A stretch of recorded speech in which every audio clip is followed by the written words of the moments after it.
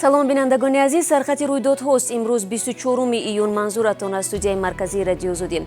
имрӯз аз он мегӯем ки толибон дар пайи ишғоли гузаргоҳи стратегияи марзӣ пешниҳод доранд тиҷорат бо Тоҷикистон бидуни таваққуф идома кунад. дар Тоҷикистон ҳарф аз COVID-19 меравад, аммо зоҳиран касе дар фикри манъи маршировкаҳои донишҷӯён нест ва қонуни нав дар Русия сабти номи ё худ регистратсияи муҳоҷиронро сахттар мекунад. рӯзи чоршанбе толибони афғону назорати гузаргоҳи асосӣ дар марз бо Тоҷикистонро таҳким бахшида шаҳри шимолии Қундузро дар муҳосира қарор доданд. аз замони оғози беруншавии нирӯҳои байналмилалӣ аз Афғонистон дар таърихи 1 май даҳҳо ноябу минтақа ба тасарруфи толибон гузаштааст.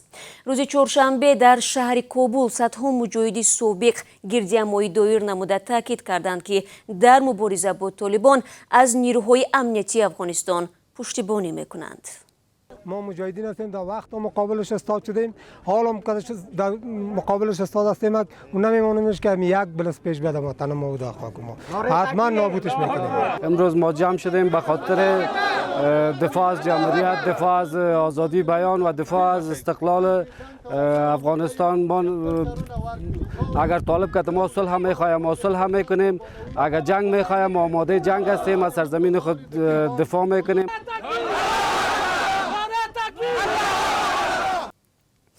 моҳои ахир толибон талош доранд нуфузи худро фаротар аз танҳо манотиқи ҷанубии Афғонистон тавсия бахшанд.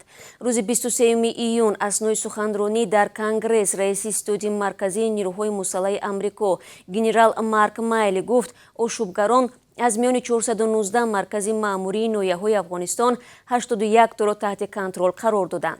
ӯ афзуд ки аз ин байн 60 ноҳия аз соли гузашта ва пеш аз оғози беруншавии нирӯҳои байналмилалӣ аз Афғонистон ҳам дар назорати онҳо қарор доштанд. хориҷшавии нирӯҳои Амрико аз Афғонистон тибқи нақша 11 сентябр анҷом меёбад.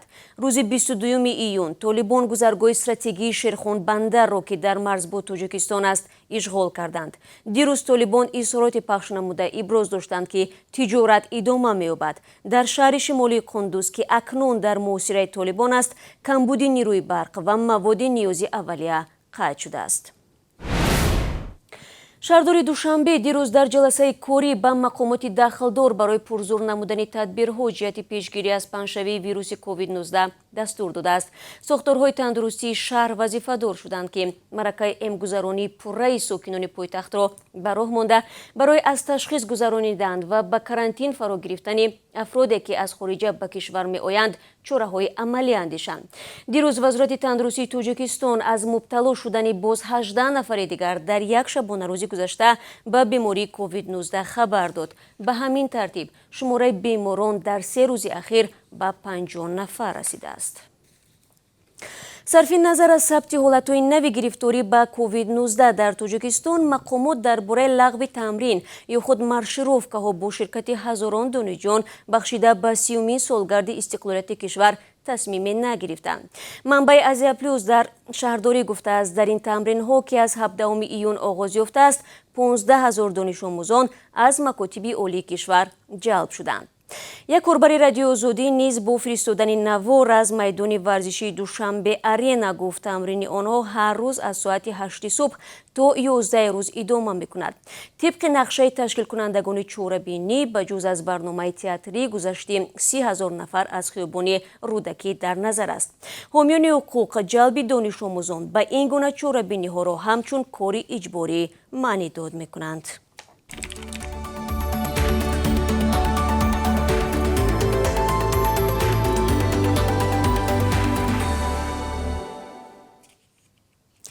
шумо сархати хабарҳоро тамошо доред. президенти Қирғизистон бо сафари расмӣ ба Тоҷикистон меояд. вазорати корҳои хориҷии Тоҷикистон мегӯяд сафари Содир Ҷабуров ба Душанбе ҳафтаи оянда, яъне рӯзҳои 28 то 29 июн дар назар аст. вазорат тафсилоте аз ин бештарон нашр накардааст. این سفر نخستین صودیر جبورов باعث پرزیدنت به توجیکستان می باشد و بعد آن صورت می گیرد که آخر ماه اپریل مرز توجیکستان و قرقیزستان شاهد مناقشه مسلحانه و خونین شد. صودیر جبورов تیر ماه سال گذشته در اوج اعتراضهای مردمی بر ضد تقلب‌ها در انتخابات پارلمانی سر قدرت آمده بود. او مبارزه با فساد و حل مشکلات مرزی با جمهوری‌های همسایه را یکی از وظیفه‌های زیر رهبریش اعلان نموده است. думаи давлатӣ қонунеро ба тасвиб расонд ки қоидаҳои сабти номи муҳоҷиронро сахттар мекунад. ин қонун сабти изи ангушти муҳоҷиронеро ки ба русия меоянд, гирифтани акс ва аз ташхиси тиббии бемориҳои сироятӣ гузарондани онҳоро ҳатмӣ намуд.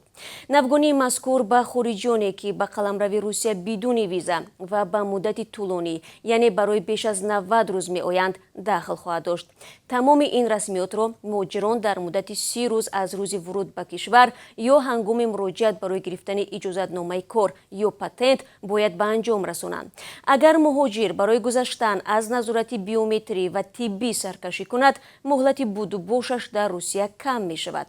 дар сурати ошкор шудани бемориҳои хатарноки сироятӣ ва ё мӯътодии шаҳрванди хориҷӣ ба ӯ иҷозати дар русия мондан дода нахоҳад шуд. дар ҳамин ҳол баргузории рейдҳо дар русия барои муайян кардани муҳоҷирони ғайриқонунӣ идома дорад. ин навбат маъмурони фсб ҳамроҳ бо полис ва нерӯҳои росгвардия дар заминҳои вилояти волгоград рейд гузаронданд. дар пайи он ҳуҷҷатҳои 150 муҳоҷире ки дар саҳро кор мекарданд тафтиш шуд. 60 нафар муҳоҷиронро ба шӯъбаи полис бурданд ва маълум намуданд ки 47 каси онҳо бидуни санадҳои иҷозатдиҳӣ фаъолият доштанд. нашрияи новости волгограда аксҳои аз вазорати корҳои дохилии русия дастрас намудаашро нашр карда исрор меварзад ки муҳоҷирони дастгиршуда ба ҷавобгарии маъмурӣ кашида шуда, илова бар ин корфармои муҳоҷирон бояд барои ҳар як коргари ғайриқонуниаш то 800 000 рубл ҷарима пардохт намояд.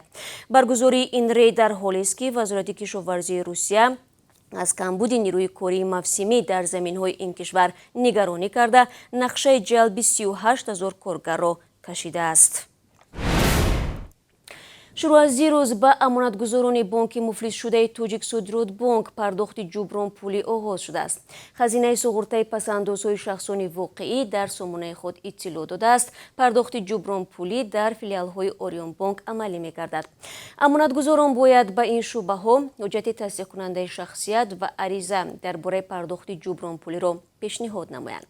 маблағи ҳадди ниҳоии ҷубронпулии суғурта бо пули миллӣ на бештар аз 30 000 сомонӣ ва барои пасандозҳо бо асъори хориҷӣ то 21 000 сомониро ташкил медиҳад.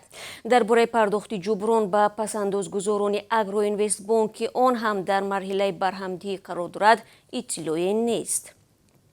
ёдовар мешавам 21 майи соли ҷорӣ бонки миллӣ иҷозатномаҳои Тоҷиксодродбонк ва Агроинвестбонкро лағв кард ва 15 июни соли равон додгоҳи иқтисодии пойтахт дар бораи барҳам додани ин бонкҳо қарор қабул намуд.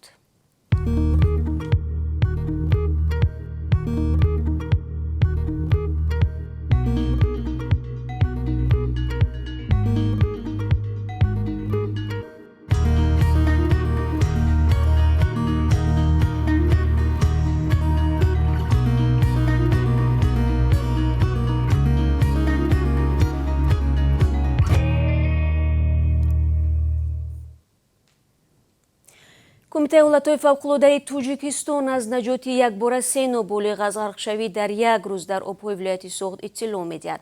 ба қавли манбаъ рӯзи 22 июн наҷотбахшон ҳангоми гузарондани рейдҳои назоратӣ дар минтақаҳои хавфноки дарёи Сир дар шаҳри Хуҷанд 2 нафареро ки дар боғи Наврӯзгоҳ ғарқ мешуданд аз об берун карда кӯмаки тиббӣ расонданд. яке аз онҳо сокини 12-солаи шаҳри Душанбе ва дуввуми сокини 16-солаи ноҳияи Ҷаббор Расулов будааст. инчунин нисфирӯзии ҳамон рӯз дар обанбори баҳри Тоҷик дар минтақаи хатарноки мавзеи осоишгоҳи Шифо як сокини 17-солаи ноҳияи Бобоҷон Ғафуров ки ҳангоми шиноварӣ ғарқ мешуд, сари вақт наҷот дода шуд. دوستان گرامی، اکنون برایتان درباره قرب رسمی اسعار خارجی در تاجیکستان معلومات می‌دهم. امروز 24 ایون بانک ملی $1.11 و 32 درهم و €1 را 13 سومانی و 52 درهم مقرر کرده است. 1000 روبل روسی امروز در صرافی‌ها بر عوض 155 سومانی و 50 درهم فروخته می شود که نسبت دیروز رسو 1 سومانی بیشتر است. دوستان عزیز، با سپاس از یکایک شما که تا این لحظه برنامه را تماشا کردید. ما همچنان منتظر نوارای شما هستیم. 3 ساعت پس برنامه اخبار آزادی رو پیشنهاد شما خواهم کرد. تا دیدار نوبتی خود را احتیاط کنید.